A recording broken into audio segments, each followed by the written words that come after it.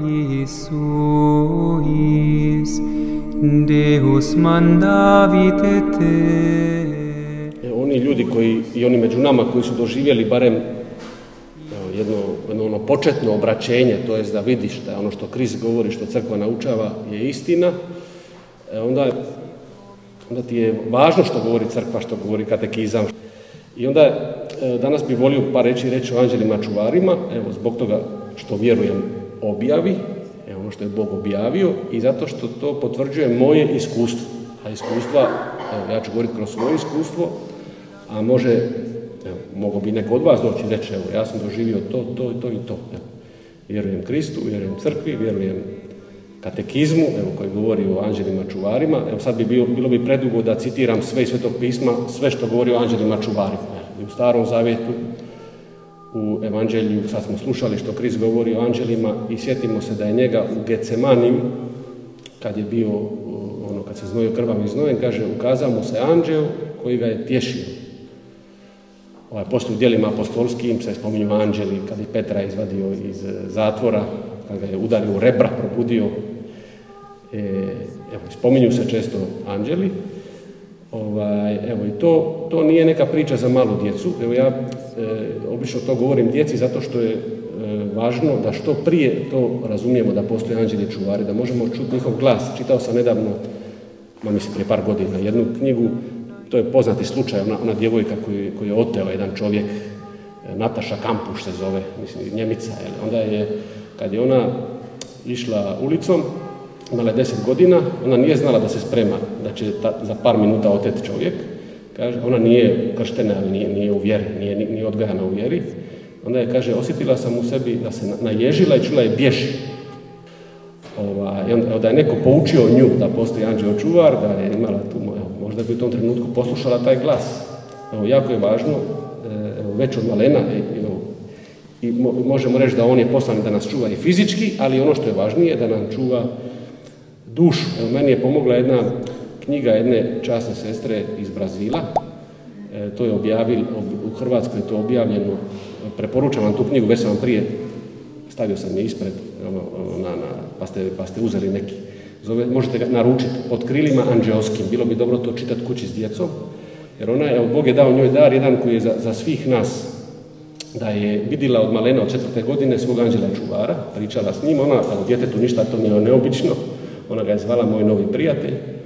I onda mi je dirilo me to što je o njoj govorio, jer ja nisam nikad vidio anđela čuvara, ali u mom životu od djetinjstva se sjećam takvih stvari da sam iznutra čuo takve poticaje.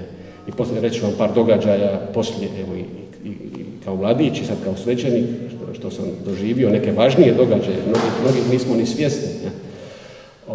Ne znam, sjećam se jedan put kao dječak sam išao ulicom, ne znam koliko sam imao godina, možda osnovna škola, ne znam, niži razredi osnovne škole. I vidio sam neko je bacio onaj časopis sa golotinjom, evo nešto sada. Onda se, evo, kao već dijete zna da je nešto zabranjeno, što je zabranjeno je slatko, onda sam to sločio kući malo sakrit negdje i tako dalje. I onda samo jedan glas došao iz moje nutrine, baci to. Ko je to rekao? Nisam čuo ušima, nego iznutra, baci to. I onda jedna borba, jedna vaga u mom srcu, i onda sam odlučio poslušati, uzeo sam bio neki kontener, bacio sam kontener i odmah me preplavila radost i mir. Sjećam se to već kao dijete. To govorim kao primjer kad sam slušao, puno puta nisam slušao, jer onda ako mi stalno ne slušamo anđela, više nismo osjetljivi za njegov glas, nismo osjetljivi više za njegovo nadahnuće. Puno puta sam doživio fizički da me je spasio anđeo čuvar i to će do onog trenutka kada, ne znam, moramo svi umrijeti, postariti, oboliti ili poginuti, tada će nas anđeo čuvar kao i Krista u Getsemaniju tješiti. Do tada nam čak pomaže i fizički. Sjećam se, jedan put sam bio mladić, šetao sam negdje po šumi tamo u Splitu po Marijanu s prijateljima i legao sam na jednu klupu i ne znam koliko to trebalo, 20 minuta, lijepo na suncu, izležavao se i jednom trenutku sam stavio ruku na čelo. I u tom trenutku po ruci, kad sam je stavio na čelo, jedan veliki kamen po ruci. Evo, ozlijedio sam ruku, ali bi me ubilo da me pogodilo u čelo. U toj sekundi, ima puno takvih događaja i čovjek koji ne zna za anđele čuvare.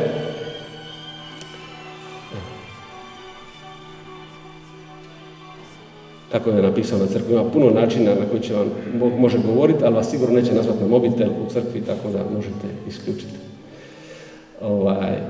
Ili recimo neka ozbiljna, recimo, sjećam se jedan put sam iza jedne mise,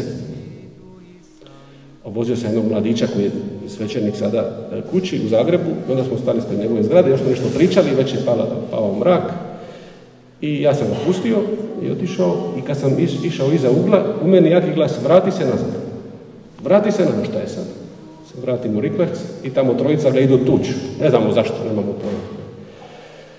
I onda on imao vremena, onda su se oni iznenadili, da sam se ja vratio, imao je vremena pobjeći, otiću u zgradu, zaključati. Ili jednom, sjećam se, prvu godinu sam bio svećenik, stojim u župnoj kući, tamo u Velikoj Gorici gdje sam bio, ima odvojena kuća, iza ručka sam išao malo odmoriti, to mi Dalmatinci moramo, vi Istrijani samo radite, mi imamo obavezu odmoriti za ručak, to nam je, bez toga smo gotovi.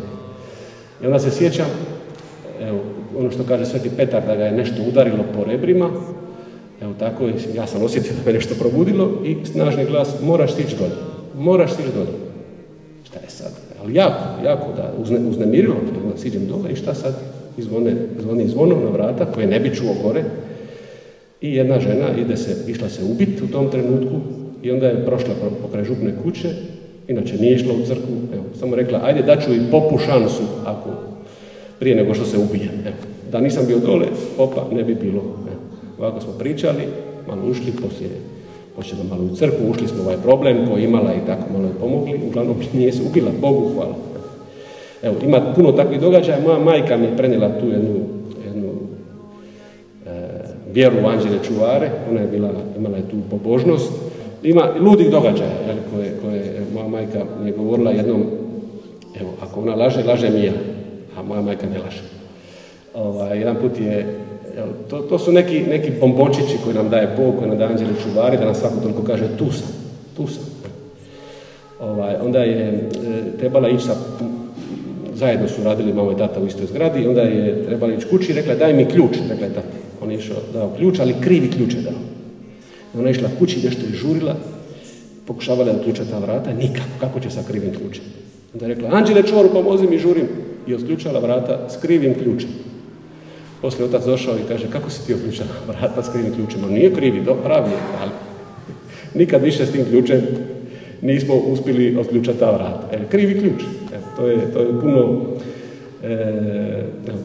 ne znam, to su neki događaji koje sam čak zapisao i to je korisno pričati.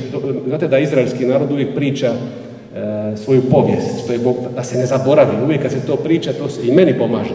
Uvijek kad govorimo o svoje iskustvo, što je Bog napravio u našem životu, ovo su sad neki mali bombončići, neki nadnaravni događaji koji nam pomažu da u sivilu ovog života, otvorimo oči za nadnaravno, koje je stalno tu, samo se mi naviknemo na to. Stalno su naši anđeli čuvari tu, da ću reći, ipak je razlika ako živimo u milosti ili živimo u smrtnom grijehu.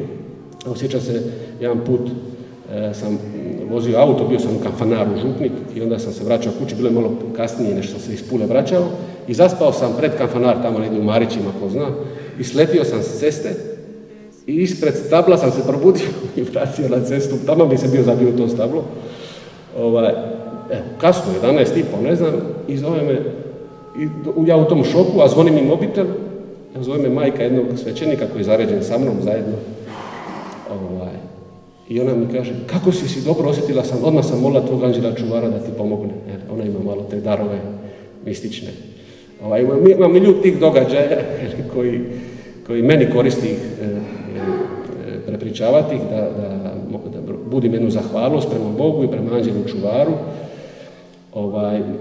Ne znam da li ste čuli, svjedočio je tu u Banjolama čovjek po imenu Marino Restrepo, koji je svjetski poznat. On je bio ateista, kolumbijac je, i onda je živio u Hollywoodu, bio je u tom nekom New Age-u i u ludilima i tako dalje. I onda je bio otet kad je išao u Kolumbiju u kući, kratko, najkraća verzija moguća, i bio jednoj spilji, tamo Gverilja ga je zatvorila, tražili su otkupninu, on ne zna da li je umro, da li nije umro, ali tamo je iscrpljen, evo, duša izašla iz tijela, već je vidio je drugi svijet, svjedočio je tu pred vama koji ste bili. Nama je Bog dao jedan dar spoznaje. On od tada je katolik. On kaže da sam tada umro, moja duša bi bila izgubljena. Imao je tu spoznaju, bio je pred Bogom i tako dalje. Bog mu je dao tu šansu i nama preko njega i preko tolikih ljudi koji nam govore takve stvari. On nema nikakve koristi od toga, ima samo probleme od toga. Jer prije je bio uspješan, poznat, bogat, sada ima samo probleme. Čak i mora ići u zatvor zbog neke stvari. Evo, đavo ne da on priča te stvari. I onda ima posebna dobra nadahnuća o anđelima čuvarima. Možete ga naći na YouTube-u, mnogi stvari su na hrvatski prevedene. Marino Restrepo. Onda mi je rekao jednu zanimljivu stvar, više stvari o anđelima čuvarima. Jedna koja je ovako korisna za nas je to da kad mi živimo u milosti. Šta znači živjeti u milosti? Živjeti u milosti znači, evo, to govorim za one koji ne znaju, jer to je nažalost tako je da mnogi idu u crkvu, ali ne znaju što znači živjeti u milosti. Ne znaju, nose na sebi jednu tonu. Evo, ta tona dolazi od samovolje. Kad živim slušajući sebe, ne slušam Boga, idem ja u crkvu, mogu biti svećenik, mogu biti, evo, sad vidimo situaciju u svijetu, i mogu biti biskup, mogu biti kardinal, a ne slušam što govori crkva, ne slušam što govori Krist.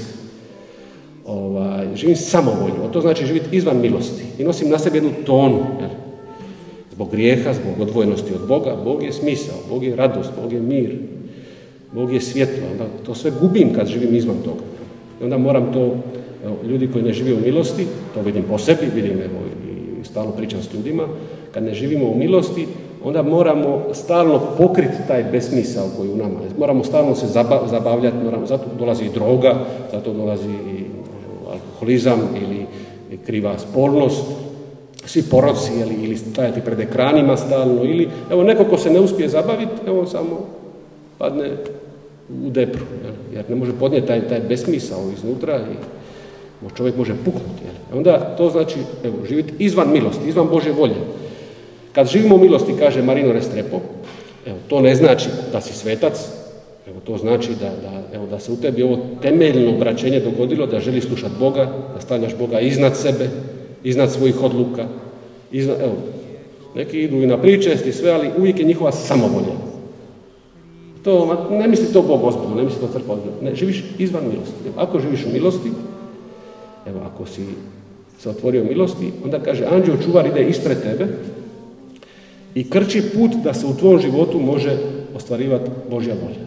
I vidiš, rekao neko gleda sa strane ko nema vjere, rekao bi nevjerovatne koincidencije se događaju i prava osoba te dođe u pravo vrijeme, prava riječ u pravo vrijeme, prava knjiga u pravo vrijeme, to ne znači da nam se ne može ništa loše dogoditi, ili nemojte gledati to crno-bijelo, jer nekad nam je potrebno da nam se dogodi nešto loše, nekad potreba nam je apsolutno križ, više puta sam tumačio, bez toga smo svi izgubljeni. Čak čovjek može tu biti prevaren, sjećam se jednoga vozača koji je živio u teškim grijesima, ali on rekao mi je, ja znam da je Bog uz mene jer mi se nikad nije dogodila nesreća s autom. On je prevaren, ne može biti tako prevaren, on misli da ga, ta stvar ne znači, nekom se dogodilo loše, a on je izvan, ta stvar nije crno-bijela. Krist koji je izvor svih milosti je bio prezren, završio na križu, u mukama umro, samo da govorim zbog onih koji shvaćaju crno-bijelo stvari. Kad mi živimo u milosti, doživljavamo to je najnormalnija stvar. Slušam tolike ljude, da anđeo čuvar ide ispred nas i pomaže da se u našem životu vrši Božja volja, ohrabruje nas, potiče nas, objašnjava nam kad je nešto napast, tumači nam iznutra, mnoge stvari koje radi, tjera od nas zloduhe. Mi mu dajemo snagu da to radi, jer želimo živjeti u Božjoj volji. I kaže Marino Restrepo, kad živimo u smrtnom grijehu, kad ne živimo u Božoj volji, kad ne živimo u milosti, anđeo čuvar, slikovito rečeno, ima zavezane ruke. Ide s nama samo kao svjedok, a ispred nas ide zli i učini u našem životu da što bolje propadne. Ona spaja s ljudima koji će nam pomoći da propadnemo i kojima ćemo mi pomoći da propadnemo. Pričali su mi toliki ljudi kad su bili, recimo, kad su počeli živjeti promiskuitetno, ili pričamo jedan kad je počeo krast, bio je mlad, popao bi se negdje kod susjeda, pa kaže, toliko mi je đavo dao ideje, kaže. On je došao je gore kod susjeda i bilo je našao 500 eura. Kaže, nisam uzeo sve, uzeo sam 200, tako da se oni svađaju, kaže. Jer lopov bi uzeo sve. Sigurno neko iz kuće uzeo. To je, dobiješ đavolska nadahnuća. Razum ti počne raditi 100 na sat da što bolje propadneš i da što bolje druge vodiš u propast i tako dalje. Evo, to je, tako da je to ozbiljna stvar, nije šala živjeti u milosti ili izvan milosti. Evo, ja nadam se da možemo svi tražiti ovu milost, da možemo biti pokajati se, tražiti oproštenje naše anđele čuvare, što nismo slušali, što smo bili u lošem smislu buntovni. Evo, želio bih samo nešto reći o tome, jer tu se hvataju i zloduh i anđel čuvar se hvataju za jednu prirodnu stvar koja je u čovjeku, koja se događa u pubertetu, a to je bunt. To je najprirodnija stvar da mladi čovjek ulazi u jedan bunt protiv roditelja. Zašto? Jer mora ih i fizički, materijalno i duhovno i psihički na neki način mora se odvojiti od njih. To je normalno. Ali zloduh pokušava iskoristiti taj bunt i to vidimo i u svojim životima i u drugima, i zatrovat taj bunt koji je dobar, koji je u Božjem planu, zatrovat ga da vodi mladog čovjeka u propast. Evo, bunt može ići u dobrom smjeru. Evo, to je Krist kaže, ne može ići za mnom ko ne mrzi svog oca i majku, to smo tumačili. Evo, prošli neću sad svaki put sve tumačiti, to nije đavolska mržnja, nego mržnja prema onome što naši roditelji imaju neki mali plančić za nas, svoju viziju. Mi smo Božja djeca. Evo, ako to ne otkrijemo, svi smo mamasti i tatasti, svi smo produkt nekih obiteljskih hrana, gluposti, vezanosti za, evo, koliko su nas roditelji mnogi odgojili da je najveća vrijednost novac. Kaže Krist, mrzi to. Treba se odvojiti, treba jedan bunt na to, kao preksutra je Sveti Franjo. Evo, to je sveti bunt. Pred biskupom, pred svima je bunio se protiv oca. Kako? Skinuo je svoj... Otac je rekao, on me ne sluša. Dao je sirotinji tamo nešto, on me mora slušati. Ta odjeća koju nosiš je moja, kaže otac. Onda je Sveti Franjo skinuo svu robu što je imao, stavio pred oca i kaže, evo ti tvoje, od sada je moj otac nebeski. To je sveti bunt. Taj čovjek je svet. Sveta Klara je poslije pobjegla od kuće. Sveto, ne zato što je bila izvodila scene, nego zato što je to bila Božja volja tada, jer je željela slijediti Božju volju koju roditelji nisu prihvaćali. Ima jedan sveti bunt. Onda, evo, tu đavo nam pokazuje, zloduh, da je bunt, taj grešni bunt, nešto dobro, nešto cool. Nećeš ti slušati, nećeš biti malo dijete koje vode za rukicu. Jel? Sad smo, nedavno ja i ovaj drugi svećenik, Carlos, gledali smo film o Elvisu Presliju. Znate da je novi film, nema veze, ne morate to ni gledati. Onda šta mi je bilo zanimljivo u tom filmu? Jel? Film ti uvijek nekako prikazuje posebno te zvijezde kao da se poistovjetiš njima, kako su oni cool, kako je on super, kako je... Onda cijeli film ti se poistovjetiš, viš kako je on faca. On je jedan od prvih koji je unio te neke pokrete u plesu, u javno, koji su ovako nemoralni, nečedni. Onda su se ljudi, još u to vrijeme društvo je bilo ovako, malo pazili su na te stvari, onda su ga napadali, čak su mu zabranjivali i rekli su da ćeš u zatvor. Ali onda film ti pokazuje kako je, on je faca, on je išao do kraja sa svojim i ti se poistovjetiš, vidiš tako treba biti faca, treba biti cool. Ali film ne pokazuje jedan prelaz.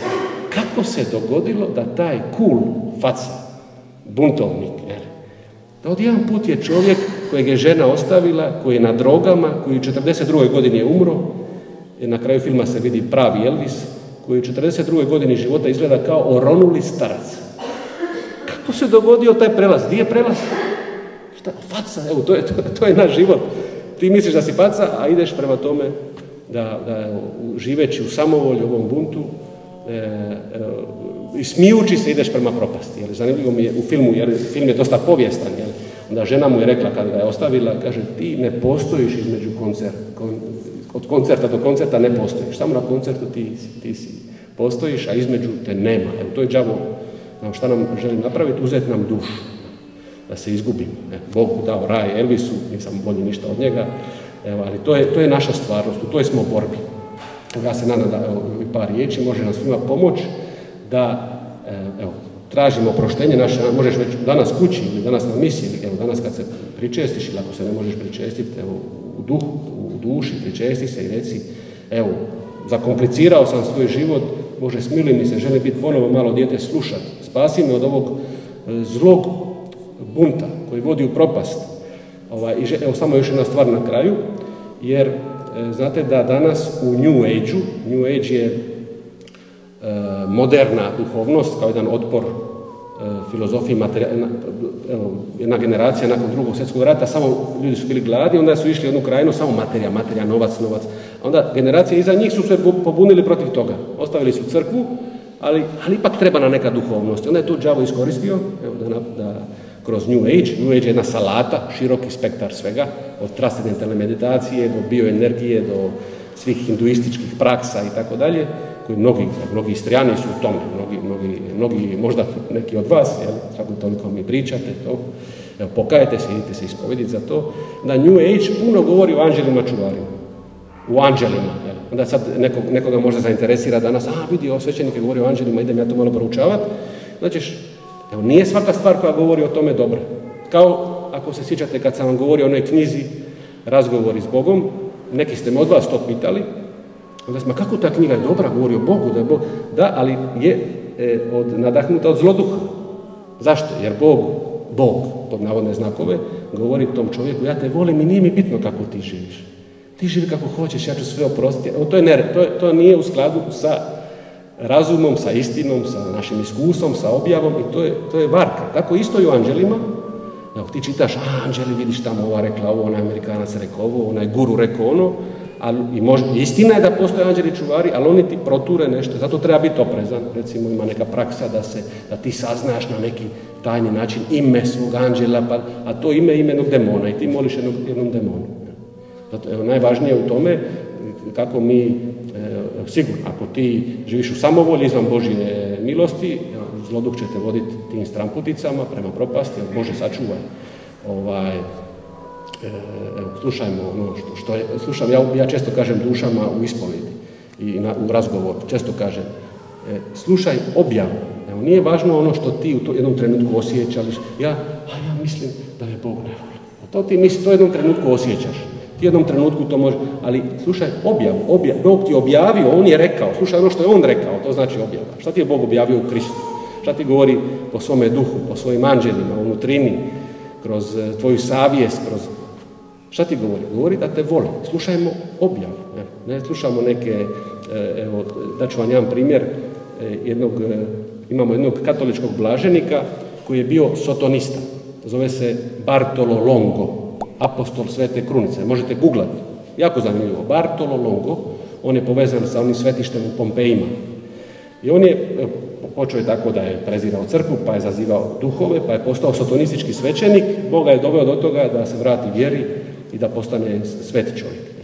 I onda kaže zanimljivi događaj kad je zazivao duh. Ja znam mnoge ljude koji su zazivali duhove, Bože sačuvaj to, možete i djeca su napastovana za to, jer svašta gledaju na internetu. Možete djeci reći, ne to, nikako, to Bog ne želi. To je otvaranje naše duše demonima. I puno puta, ne puno puta, nego uvijek. Na tim seansama, ako progovori taj pokojnik, to je demon koji govori ljudima. I govori malo istine i onda ubaci laž koja truje. To je njegov način. I onda kaže ovaj Bartolo Longo, pitali smo razna pitanja. Onda smo pitali u jednom trenutku, da li Bog postoji? Da, postoji, kaže ovaj pod navodne znakove pokojnik. Ili demon zapravo. Da li je istina 10 zapovjedi? I kaže ovaj, da, istina. I onda dodaje, osim 6. To je dovoljno. Dovoljno, 6. ne sam reši blud. Dovoljno je to ubaciti. Da ti ubaci jedan otrov koji poslije, kada ostaviš savjest, kad Sveti Pavao kaže Timoteju, kaže čuvaj vjeru i dobru savjest. Neki su, kaže, bili su u vjeri, onda su ostavili dobru savjest i doživjeli su brodolom vjere. Kad mi počnemo živjeti u grijehu, ma nije to toliko bitno, to Bog pretjeruje, to crkva pretjeruje, onda doživiš i brodolom vjere. Vidiš kako iznutra si mrtav, nemaš vjere, ne živiš više s Bogom u milosti. Eto, molimo naše anđele čuvare da nam oproste što smo bili neposlušni i molimo ih da možemo ponovo kao mala dječica slušati ih, da nas uzmu za rukicu, kako je rekao Krist, ne možete ući u kraljevstvo nebesko ako ne postanete kao mala djeca. To mala djeca, baš mala djeca, oni znaju bez problema, iako se nekad malo bune, ali bez problema prihvaćaju da je mama, da je tata, da je Bog, da je crkva. Evo, ko se još brine za naše duše, osim majke crkve? Evo, uz sve grijehe koji su u njoj, moje i tvoje, i skandale i sve ljude koji će uvijek biti to u crkvi. Nadam se da nećemo ja i ti biti, evo, možemo. Evo, ali ko se brine za naše duše? Ko se brine što je istina, što je ljubav? Ko nam postavlja na područjima morala, recimo? Ili ko se bavi uopće s time da li se smije pobaciti dijete ili ne? Onda ulazi, onda čovjek uopće ne želi razmišljati, crkva razmišlja, promišlja te stvari i onda nam kaže ne, tu je granica, ne smiješ dirati ljudsku osobu. Ovi koji ne razmišljaju dođu do toga da vade, recimo sada u Kanadi, je do toga da bez problema zakon omogućava da u 9. mjesecu trudnoće izvadiš dijete iz majčine utrobe, da ga zakolješ i baciš u smeće. Bez problema. Do toga dođeš. Ko nas čuva? Ko čuva granice zdravog razuma, granice ljubavi? Majka crkva. Evo, a ti kažeš neću slušati, boli me briga. Evo, onda bit će, evo, Bože sačuvaj, završit ćeš ko Elvis i kao oni koji žive u tom glupom buntu koji ti se čini simpatičan, a završava na kraju u propast. Evo, anđeli čuvari, molite za nas.